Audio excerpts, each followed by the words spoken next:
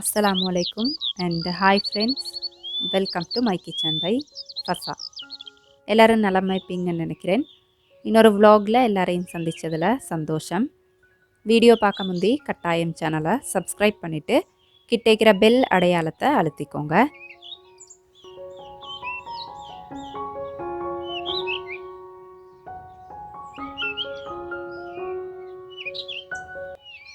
எங்களோட வீட்டில் வந்து 2 பப்புளுக்க மரம் விற்கிது. முன்னுக்கொண்டு அடுத்தது சைடில் உண்டு.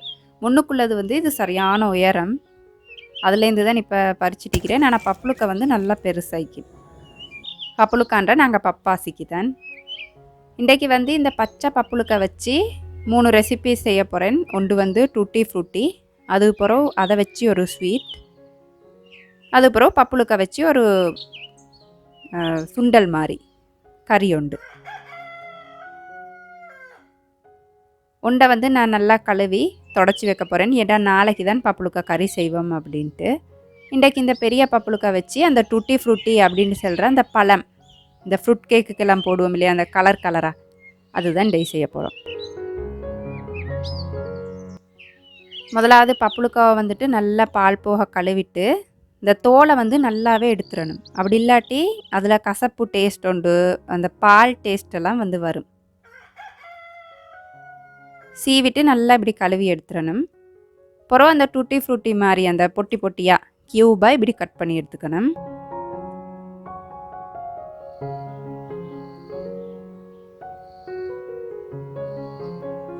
தண்ணி நல்லா கொதிக்கலை ஏற்கனவே கட் பண்ணி வச்சுக்கிற அந்த பப்புளுக்காயை போட்டு கூடினது ஒரு 5 நிமிஷம் 6 நிமிஷம் அளவான நெருப்பில் அவிச்சு எடுத்துக்கணும். அதை விட அவிச்சிட்டாலும் பப்புளுக்கா வந்து குழஞ்சி போய்த்திரும். அப்படி குழஞ்சிட்டு அப்படின்னா டூட்டி ஃப்ரூட்டி செய்யலாம் போய்த்திரும். அவ சுட்டி இப்படி கல் மாதிரி பச்சையும் இல்லாமல் ஆனால் குழஞ்சிரவும் இல்லாமல் கணக்காக அவிச்சு வடிகட்டிடணும். அதுக்கப்புறம் அவிச்ச பப்புளுக்காயெல்லாம் சீனிரை இப்படி நல்லா அவிச்சு எடுக்கிறதுக்கு தேவையான அளவு சீனி தண்ணி சேர்த்து இந்த சீனி நல்லா கரைகிற வரைக்கும் அப்படியே அளவான தீயிலே வச்சிடணும். நான் இன்றைக்கி செய்கிற ரெசிபீஸ்ட அளவுகள் எல்லாமே டிஸ்கிரிப்ஷனில் இருக்கும். டிஸ்கிரிப்ஷன் அப்படின்டா இந்த வீடியோக்கு கீழே குட்டியாக ஒரு அம்பு குறிக்கும். அதை அழுத்தி பார்த்துட்டீங்க அப்படின்டா உள்ளுக்கு எல்லாம் விற்கும். இப்போ ஏற்கனவே அவிச்சு வச்சிருந்த பப்புளுக்காயை போட்டு நாங்கள் ஊற்றின தண்ணி பாதியாக குறையிற வரைக்கும், பானி வந்து இப்படி நல்லா திக்காக வர வரைக்கும் நாங்கள் வந்து அதுள்ளுக்கு அவிச்சு எடுத்துடணும். அப்போ அந்த பப்புளுக்கா உள்ளுக்கு எல்லாம் நல்லா பானி ஊறிக்கணும். அப்போ இந்த பானியை தவிர அந்த துண்டுகளை மட்டும் நல்லா வடிச்சிட்டு உங்களுக்கு எத்தனை கலர் சேர்க்குறதுக்கு விருப்பமோ அத்தனைக்கு வந்து சமனாக பிரித்து எடுத்துக்கணும். நான் இன்றைக்கு 3 கலர் சேர்க்க போகிறதால இப்படி 3க்கு பிரித்து எடுத்து எனக்கு விருப்பமான ஃபுட் கலரிங் தான் நான் சேர்த்திக்கிறேன். கறியாக்குற பப்புளுக்கா வந்து பச்சை பப்புளுக்காவாகவும், டூட்டி ஃப்ரூட்டி செய்கிறது வந்து செவந்த பப்புளுக்கா, கனியாத அந்த செவந்து நல்லா முத்திக்கும் அந்த மாதிரி பப்புளுக்காவும் எடுத்துக்கோங்க. எல்லாத்தையும் பரத்தி ஓவர் நைட் ஃபுல்லாக நல்லா ஊற விட்டுறணும் அந்த கலர்லே.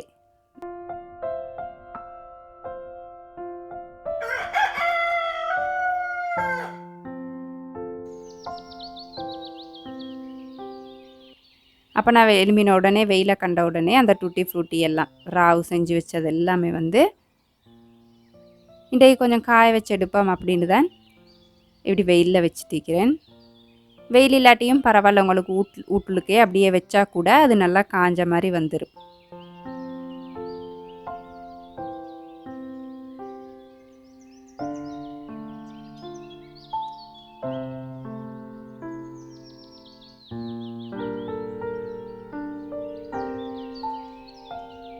இப்போ அடுத்த நாள் பகலைக்கு இந்த பப்புளுக்கா கறி செய்கிறதுக்கு அதையும் இப்படி தானே அந்த டூட்டி ஃப்ரூட்டிக்கு கட் பண்ணின மாதிரியே தான் சின்னதாக உங்களுக்கு இப்படி பொட்டியாக கட் பண்ணிடலும். அப்படி இல்லாட்டி நீட்ட வாக்குலையும் கட் பண்ணிக்கலும். ஆனால் சின்னதாக இக்கணும்.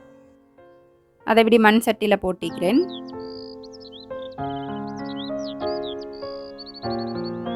தேவையான அளவு மஞ்சள் கலருக்கு, அதுக்கு பிறகு தேவையான அளவு உப்பு,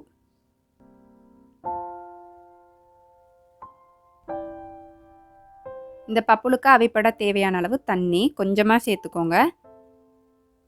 இப்போ நல்லா பரட்டி விட்ட போகிறோம். அளவான நெருப்பில் மூடி வச்சிட்டோம் அப்படின்னா அது பாட்டுக்கு நல்லா வேகும். நல்லா குழஞ்சி அது நல்லா வேகட்டும்.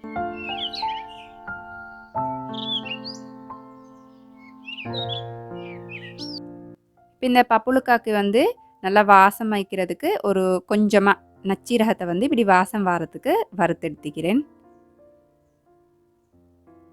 நாங்கள் இன்றைக்கி தேங்காய் அரைச்சி போட்டு தான் இந்த பப்புளுக்கா செய்ய போகிறோம். இது வந்து அந்த தேங்காய் அரைச்சி போட்டு பிலா காக்கிற மாதிரி இருக்கும். தெரிஞ்சவங்களுக்கு அந்த டேஸ்ட் தெரிஞ்சவங்களுக்கு தெரிஞ்சிக்கும். இப்போ கொஞ்சம் தேங்காய், வெள்ளைப்பூடு, வெங்காயத்தோட வறுத்து வச்சிருந்த நச்சீரகத்தையும் போட்டு காரத்துக்கு வந்து நான் ஈரு கொச்சிக்காய் தான் வச்சு எப்போவுமே தேங்காய் அரைப்பேன். உங்கள்கிட்ட ஈரு கொச்சிக்காய் இல்லாட்டி பச்சை கொச்சிக்காய் பாவிச்சிக்கலு. இந்த ஈரு கொச்சிக்காய் வைக்கும்போது அதோட மனமும் டேஸ்ட்டும் வந்துட்டு வேறு மாதிரி நல்லா டேஸ்ட்டாக இருக்கும். இப்போ ஈந்துச்சுண்டா ஈரு கொச்சிக்காவே பாவிச்சிக்கோங்க. கட்டாயம் இந்த பப்புளுக்காய் செய்யும்போது கருவேப்பிலை ரொம்ப சேர்த்துட்டோம் அப்படின்னா நல்ல மனமாக இருக்கும். அதுவும் ஆர்கானிக்காக இப்படி வீட்டிலே கிடைக்குதுண்டா நீங்கள் நெட்டியோடே கருவேப்பிலையெல்லாம் சேர்த்துக்கோங்க, நல்ல மனமாக இருக்கும். இப்போ ஏற்கனவே வேகிற பப்புளுக்காவுளுக்கு நான் இந்த கருவேப்பிலை ரம்பையெல்லாம் போட்டு நல்லா பரட்டிட்டு திருப்பவும் மூடிட்டேன். இப்போ தேங்காய் அரைக்கிறதுக்கு முதலாவதே நான் வந்து ஈரு கொச்சிக்காய் அரைச்சி பப்புளுக்காவுளுக்கும் சேர்த்துருவேன். ஏன்டா அந்த ஈரு கொச்சிக்கடை பச்சை வாசம் போகிறதுக்கு அதை முந்தியே கொஞ்சம் நான் தேங்காய் வச்சு அரைச்சி சேர்த்துக்கிறேன்.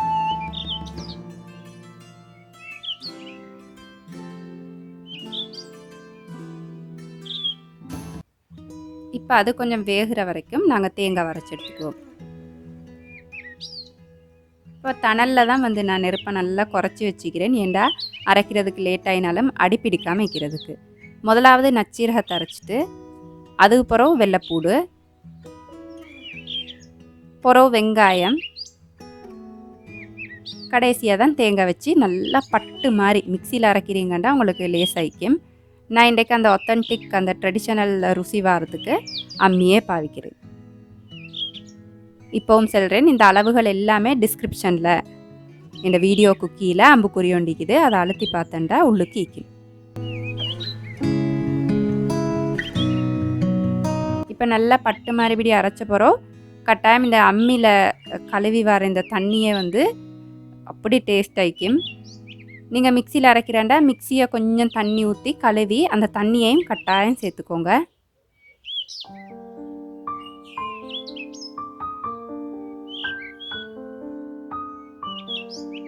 இப்போ இந்த பப்புளுக்காயில் தண்ணி வந்து நல்லாவும் வத்திரப்படாது, தண்ணியும் கொஞ்சம் மீக்கணும், அப்போ தான் இந்த தேங்காய் வந்து வேகும். இப்போ இந்த தேங்காவை போட்டு நல்லா பிரட்டி விட்டுட்டோம் அப்படின்டா அந்த ஈக்கிற தண்ணியிலே வந்து இந்த தேங்காய் நல்லா வேகணும். இப்போ நெருப்பை கொஞ்சம் குறைச்சிட்டு அப்படியே தண்ணி வத்துற வரைக்கும் வேக வச்சுருவோம்.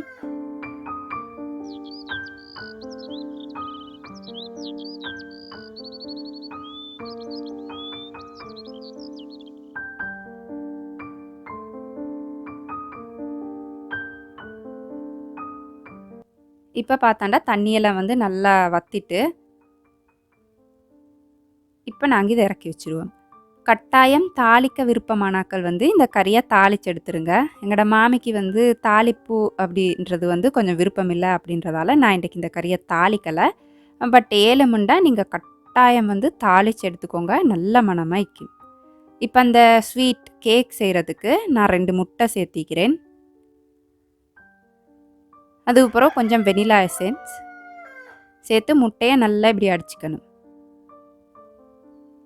அதுக்கப்புறம் சீனி கொஞ்சம் சேர்த்திக்கிறேன். இது எண்ணெய், சுத்திகரிக்கப்பட்ட எண்ணெய் அப்படின்னு சொல்லுவோம் இல்லையா, அந்த ரிஃபைன்ட் ஆயில், அதுதான் வந்து பேக்கிங்க்கு நல்லா இருக்குது. கொஞ்சமாக உப்பு சேர்த்துக்கோங்க.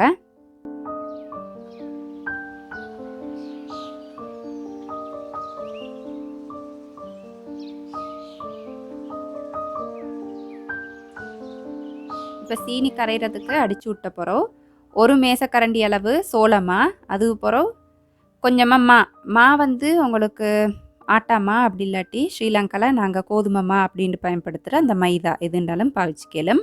1 டீஸ்பூன் அளவு பேக்கிங் பவுடர் சேர்த்துக்கோங்க. சேர்த்து இப்போ இதை நல்லா பிணைஞ்சு எடுத்துக்கணும்.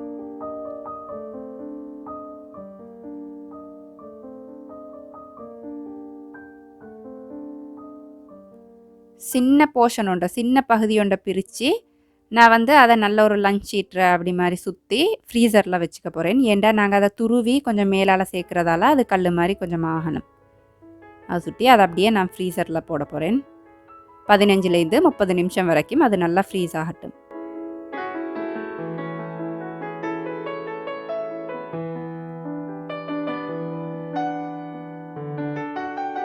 இப்போ அது வரைக்கும் இந்த மாவும் நல்லா ஊறட்டும்.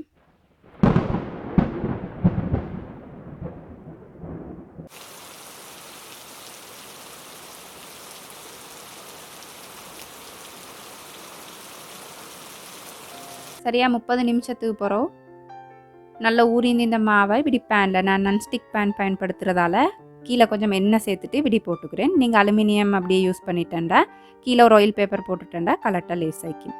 பரத்திட்டு என்ன வகையான ஜாம் வேணும்னாலும் வச்சுக்கலும், ருசி வந்து நல்லா இருக்கும்.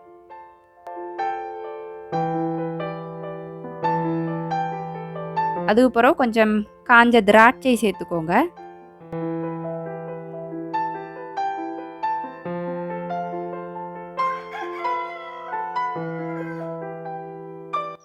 அதுக்கப்புறம் நாங்கள் வீட்டிலே ஃப்ரெஷ்ஷாக செஞ்ச டூட்டி ஃப்ரூட்டி. இந்த மழை வரவும் நான் ஏற்கனவே ஈன்ட்டுக்கு எடுத்து வச்சுட்டேன். அதை உங்கள்கிட்ட காட்டையெல்லாமல் போயிட்டு எனக்கு ஏன்னா மழை அவசரமாகவே வந்துட்டு.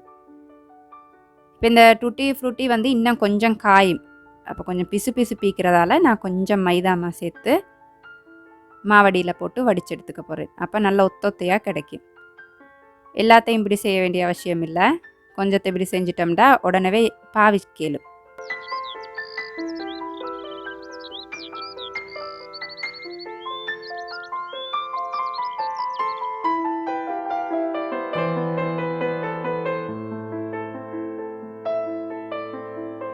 ஏற்கனவே ஃப்ரீசரில் வச்சிருந்த அந்த மாவையும் இப்படி நல்லா துருவி விட்டுட்டேன்டா அழகாய்க்கும். அந்த ஸ்ட்ரக்சர்ன்னு சொல்லுவோம் இல்லையா, அந்த பார்க்குறதுக்கு அழகாய்க்கும்.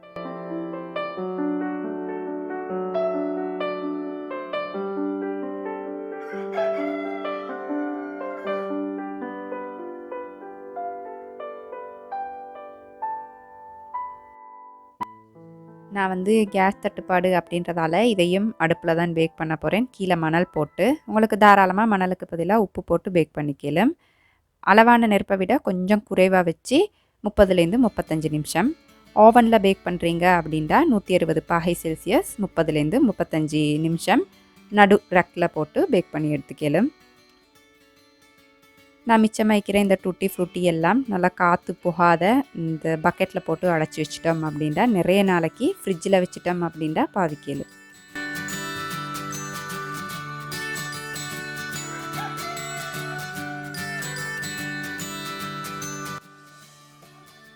இன்றைக்கு வந்து ஆடம்பரம் இல்லாத சிம்பிளான கூடவே ஒரு ஆரோக்கியமான பகலுணவு.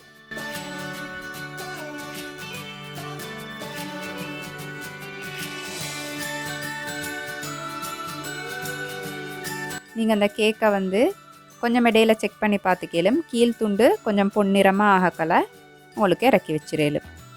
ஏண்டா நீங்கள் பயன்படுத்துகிற அந்த பாத்திரம் ஓவனில் பயன்படுத்திட்டீங்க அப்படின்னா உங்களோட ஓவன் பொறுத்து அந்த நேரளவு கொஞ்சம் வித்தியாசப்படலும். அதை சுட்டி கீழே துண்டு வந்து கொஞ்சம் பொன்னிறமாக ஆகக்கலை, அந்த கோல்டன் ப்ரௌன் கலர் அப்படின்னு சொல்லுவோம். அப்படி ஆகக்கலை உங்களுக்கு இறக்கிறேலும். ஏன்னா குட்டீஸ் வந்து பொதுவாக பார்த்தோன்னா இந்த இனிப்பு வகைகள் வந்துட்டு நல்லா விருப்பமாக சாப்பிடுவாங்க. அதை சுட்டி நான் இந்த காட்டா மாவெல்லாம் போட்டு வீட்டிலே செஞ்ச இந்த பப்புளுக்க வச்சு செஞ்ச இந்த இனிப்பெல்லாம் போட்டு செஞ்சதால் இது இன்னும் ஆரோக்கியமாக இருக்கும் அப்படின்ட்டு முதலாவதே என் குட்டீஸுக்கு தான் நான் சர்வ் பண்ணுறேன். அடுப்பில் பேக் பண்ணதுனாலையும் இதோட டேஸ்ட் வந்துட்டு வேறு லெவலில் இருந்துச்சு. 7 முண்டா கட்டாயம் ஒரு தடவை முயற்சி செஞ்சு பாருங்கள். இந்த மாதிரி தான் இன்றைய நாள் எனக்கு வந்து பேத்திச்சு.